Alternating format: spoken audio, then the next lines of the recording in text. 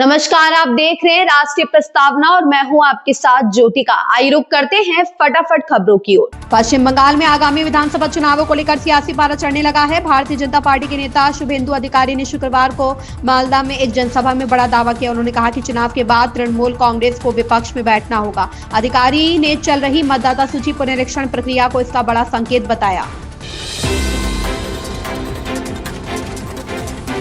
बिहार में जैसे युद्ध के पहले की शांति दिख रही है, हालांकि बिसात पर मोहरे सेट किए जा रहे हैं। मोहरों के लिए माहौल बन रहा है। यह सब राष्ट्रीय जनतांत्रिक गठबंधन यानी एनडीए में चल रहा है। एक और जहां बिहार विधानसभा चुनाव परिणाम में 202 के मुकाबले 35 पर सिमटे महागठबंधन के हाथ में करने के लिए कुछ खास नहीं, तो दूसरी ओर एनडीए के अंदर वर्चस्व की लड़ाई अब विधान परिषद और राज्यसभा में दिखेगी।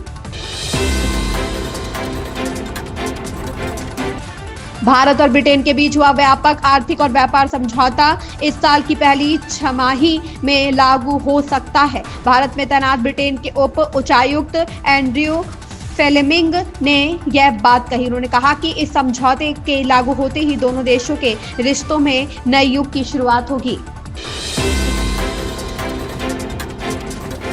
मध्य प्रदेश के इंदौर में दूषित पानी की वजह से हुई 15 मौतों के मामले में कांग्रेस सांसद राहुल गांधी ने निशाना साधा। राहुल गांधी ने एक्स पर साझा पोस्ट में कहा, इंदौर में पानी नहीं जहर बटा और प्रशासन कुंभकर्ण नींद में रहा। घर घर मातम है, गरीब बेबस है और ऊपर से बीजेपी नेताओं के अहंकारी बयान। जिनके घरों में चूल्हा बुझा है उन्हें सांत्वना चाहिए थी। सरकार ने घमंड परोस दिया। लोगों ने बार बार गंदे बदबूदार पानी की शिकायत की, फिर भी सुनवाई क्यों नहीं हुई।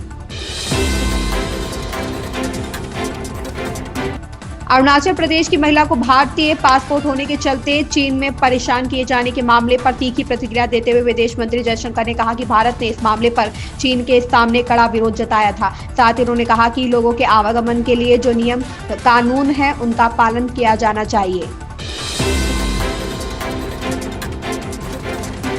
भारत और एस्टोनिया के बीच का संवाद केवल दो देशों की मुलाकात नहीं बल्कि दो डिजिटल सभ्यताओं का संगम है। एस्टोनिया की कहानी यह नहीं है कि उसने क्या हासिल किया, बल्कि यह है कि उसने राज्य को दुरूह शासन प्रणाली देने के बजाय सहज और निर्णायक व्यवस्था देने का साहस दिखाया। विदेश मंत्री एस जयशंकर ने आतंकवाद पर भारत की नीति स्पष्ट करते हुए कहा कि भारत आतंकवाद का समर्थन करने वाले पड़ोसियों से अपनी रक्षा करने का पूरा अधिकार रखता है। उन्होंने जोर देकर कहा कि अच्छे पड़ोसी संबंध और आतंकवाद एक साथ नहीं चल सकते और भारत अपने लोगों को बचाने के लिए हर संभव कदम उठाएगा।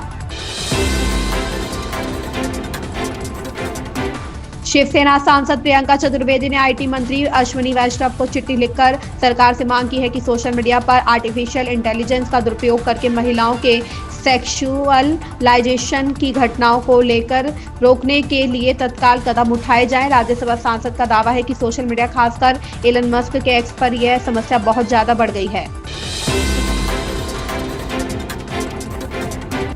इंदौर के भागीरथपुरा में दूषित पानी से मौत को लेकर कांग्रेस ने प्रधानमंत्री नरेंद्र मोदी पर सीधा निशाना साधा है। कांग्रेस के राष्ट्रीय अध्यक्ष मल्लिकार्जुन खड़गे ने जल जीवन मिशन और स्वच्छ भारत मिशन का जिक्र कर पीएम मोदी की आलोचना की। तमिल सिनेमा की मच अवेटेड फिल्मों में शामिल पराशक्ति को लेकर चल रहा कानूनी विवाद अब थमता नजर आ रहा है।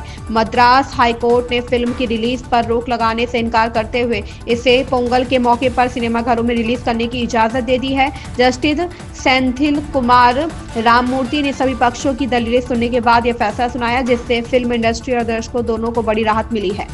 इन खबरों में बस इतना ही। बने रहिए राष्ट्रीय प्रस्तावना के साथ।